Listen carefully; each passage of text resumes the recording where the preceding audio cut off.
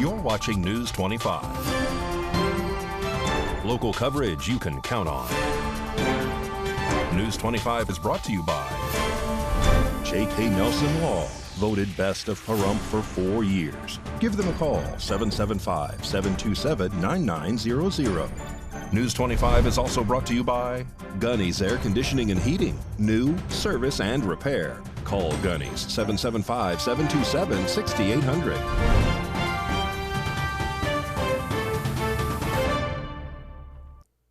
Hello and welcome to this edition of News 25. I'm Unette Gentry. It is Thursday, August 17th.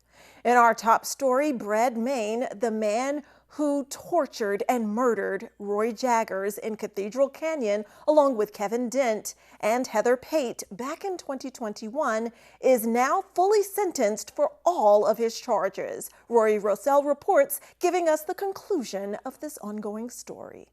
The final defendant of the Roy Jaggers murder trial has been sentenced to life in prison. Brad Main has been sentenced to life in prison on his count 1 and 2 charges. Count 1 is first-degree murder, and with this first-degree murder charge, he has life without parole. His second count is kidnapping with a deadly weapon. The time he is spending for his kidnapping charge is life with possibility of parole in 5 years. And with the deadly weapon enhancement charge, he has 96 to 240 months consecutive. Roy Jaggers' family testified during this trial.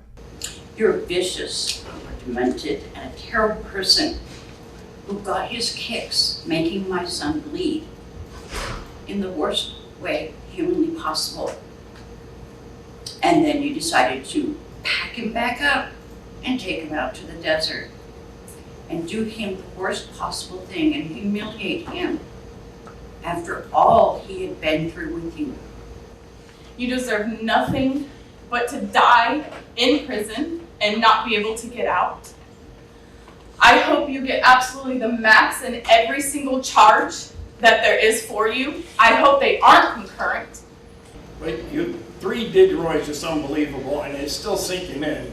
I mean, you burn them, you staple them, you hatchet them, you stab them, you bayonet them, shoot guns around the head, and then you go and shoot them in the back 4 times. The one thing you can ask is that the court, the good people in Nye County got you life without parole. Perfect, because that's what you deserve. And I ask the judge that she please, or the court please, give you the longest sentences possible. District Attorney Jason Gunnell also spoke during this trial. Based upon his reactions, his comments, and his demeanor, and you saw it throughout this trial, throughout the sentencing, he doesn't deserve any leniency. For that, Your Honor, we're asking that he receive consecutive time. After District Attorney Gunnell spoke, Brad Main talks about how he is innocent. Am I sorry about what happened? Sorry that I didn't do anything to stop it, but I didn't commit these crimes. And I'm not going to stop fighting until I get my innocence back. And I will get my innocence back.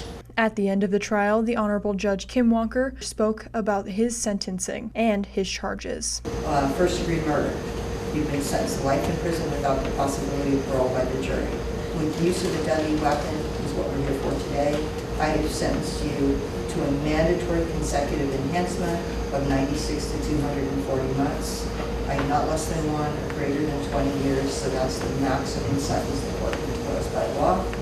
And now we have count 1 and count 2.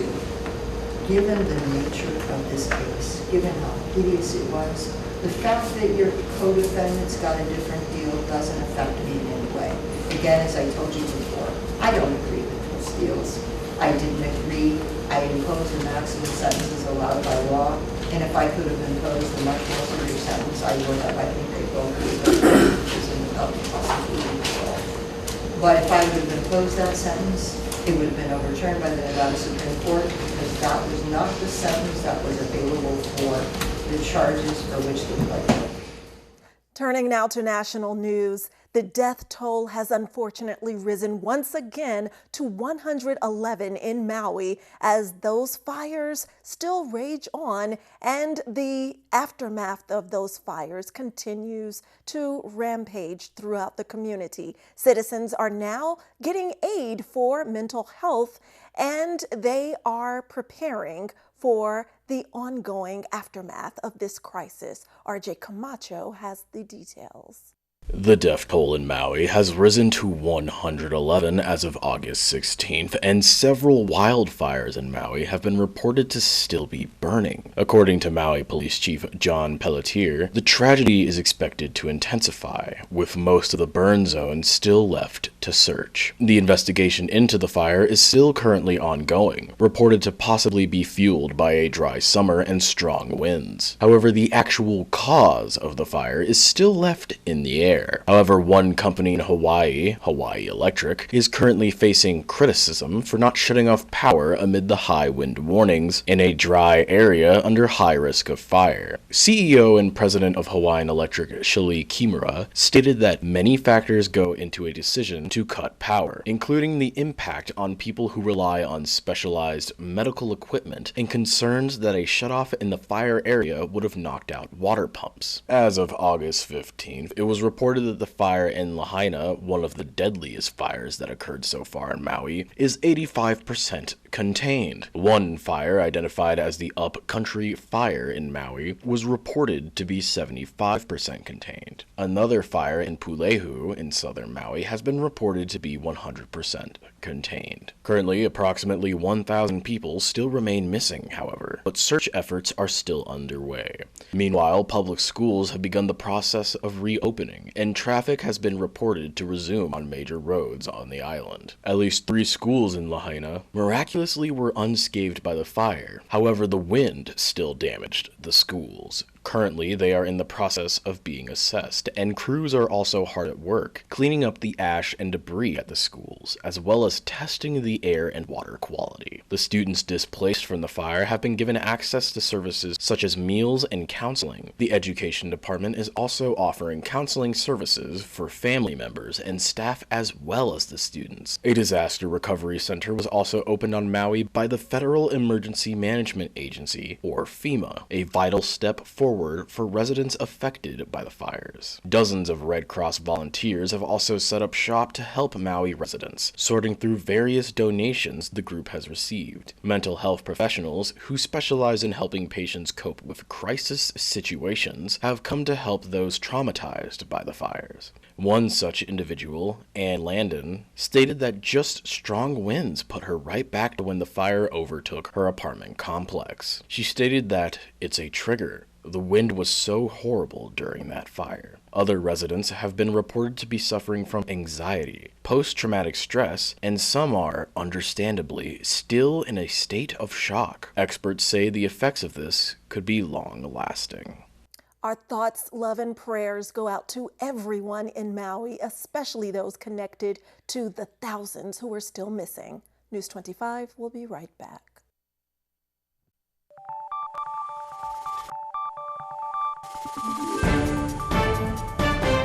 You're watching News 25. Local coverage you can count on.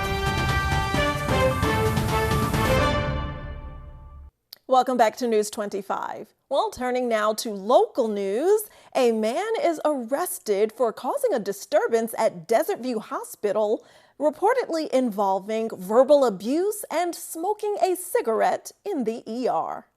On August 14th, Nye County Sheriff's Office deputies were dispatched to Desert View Hospital due to a report of a disturbance. Dispatch advised officers that a male, identified as Stacy Rice, was allegedly being uncooperative and smoking in the emergency room. It was also advised that Rice was allegedly being verbally abusive as well. Upon arrival, officers spoke with Rice, stating their name and that they were with the sheriff's office. According to the declaration of arrest, Rice was slurring their words due to allegedly being intoxicated. Officers then began questioning Rice about allegedly smoking a cigarette in the emergency room when Rice stated that he was going to call 911. Officers advised Rice not to do so, as he will have to be placed under arrest for the misuse of 911. However, he allegedly ignored this and called 911 regardless. Dispatch then advised the officer on the scene that Rice had called asking to speak with a cop or the sheriff, despite an officer being right in front of them. Officers then then advised Rice that they were under arrest for the misuse of 911. However, while advising Rice of the arrest, he allegedly threatened to put the officer in the ground. Stacey Rice was then arrested and charged with intimidating a public officer and unlawful use of the emergency phone number.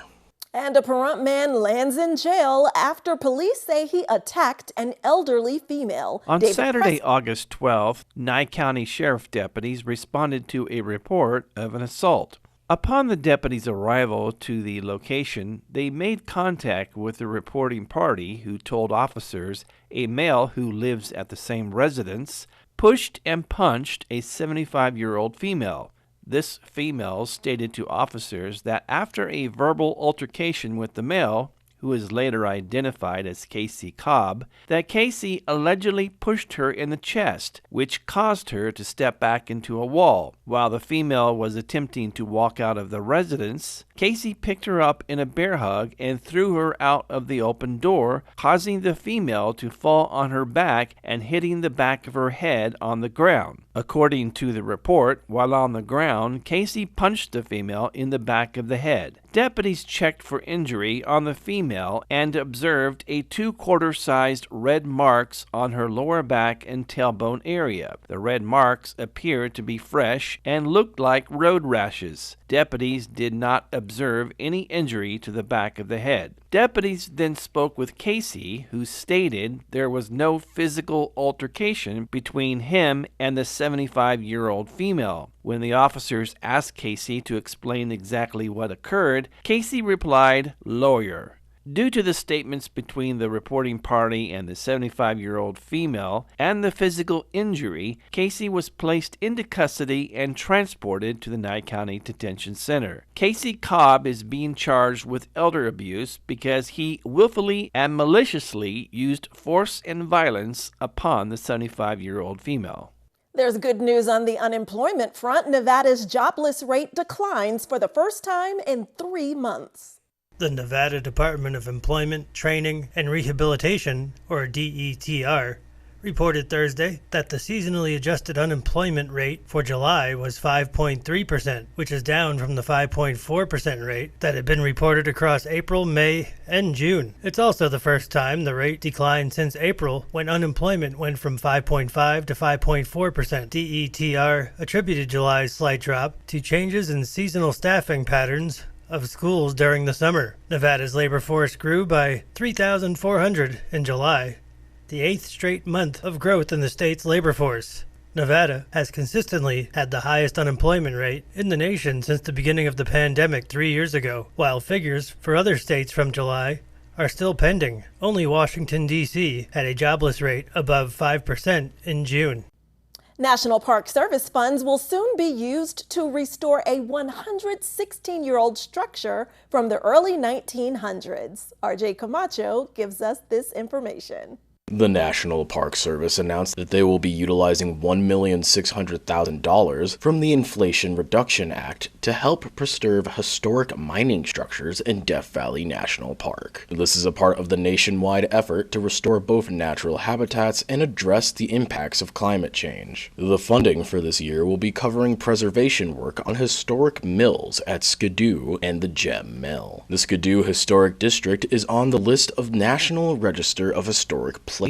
Hosting a population of 700 people in the early 1900s, the site is the most significant structure that remains from this period. It used 15 stamps to crush items, it used 15 stamps to crush ore, and the completion of mercury amalgamation and cyanide leaching led to the extraction of gold. This project aims to stabilize the wooden structure that's been around for 116 years. The Gem Mill was constructed in the 1930s as part of a small gold mining operation in Jail Canyon. The structure is an example of the Depression-era frugality.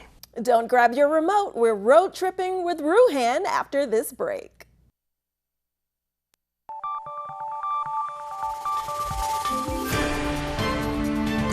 You're watching News 25. Local coverage you can count on. News 25 is brought to you by Mountain West Lawyers, Injury Attorneys, 727-9500.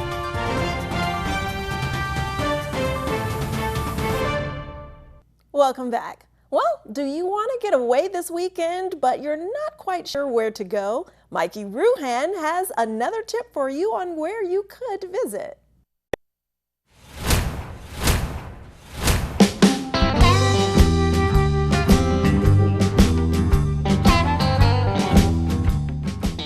Looking to get away this weekend? Just about a 6.5 hour drive. Open year-round Rye Patch State Recreation Area.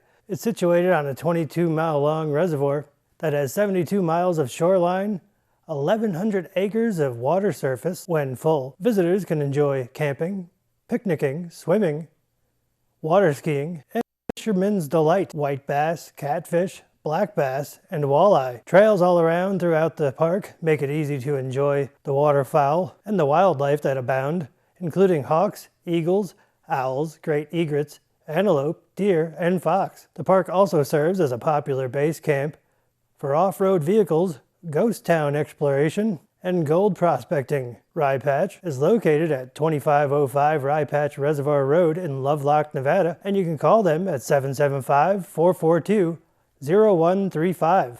Thanks, Mikey. And in today's health news, we're talking about the bumps, bruises, sprains, and strains that are just some of the minor injuries young athletes could suffer whenever playing any sport. But how can a parent tell if their child's injury is actually more serious than it seems? I think anytime a child is complaining of pain, that complaint needs to be taken seriously. So, if something is not responding to conservative management within, a day or 2 days, I would have no hesitation to bring your child in to be seen for formal evaluation by your medical provider. Dr. Michael Dockick with Cleveland Clinic says when it comes to an injury like a sprain, it may be worse than a parent thinks. In fact, children are more likely to have a fracture than a sprain. That's because their ligaments are stronger than their bones. Concussions are also tricky to detect since symptoms are wide-ranging. For example, they can include dizziness, fogginess, headaches, blurry vision, nausea, vomiting, and changes in behavior. Dr. Dockick says if you suspect your child has a concussion, you should take them in for medical evaluation. However, if it's clear your child has a minor injury, like maybe some swelling or bruising, then it's okay to treat at home. In terms of treatments at home, we always want to, remember the mnemonic PRICE. So protect the area, rest the area, ice the area, compress the area, and elevate the area. Medical experts say sometimes kids might not want to admit exactly how much pain they're in, so it's up to you parents to be vigilant. And if your child is making faces or grimacing whenever you're examining the area, chances are your child is in much more pain than they're letting on. News 25 WeatherCam is brought to you by Lerner and Rowe Injury Attorney's Office in Pahrump. In a wreck, need a check? Call 702-877-1500. Let's look outside through our Lerner and Rowe weather cam at the beautiful mountain backdrop surrounding a hot air balloon and scattered clouds. We'll take a closer look at our weekend forecast after the break.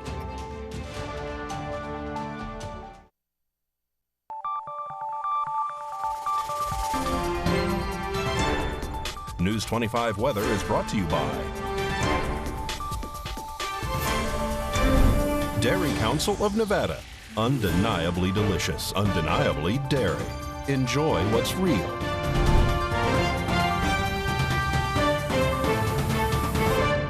Hi, good evening, Nevada. It's John Kohler from the KPVM Channel 25 Weather Studios all up and down the Ace Country Radio Network and live to you worldwide on the local BTV app, the app that bothers to put us on their app.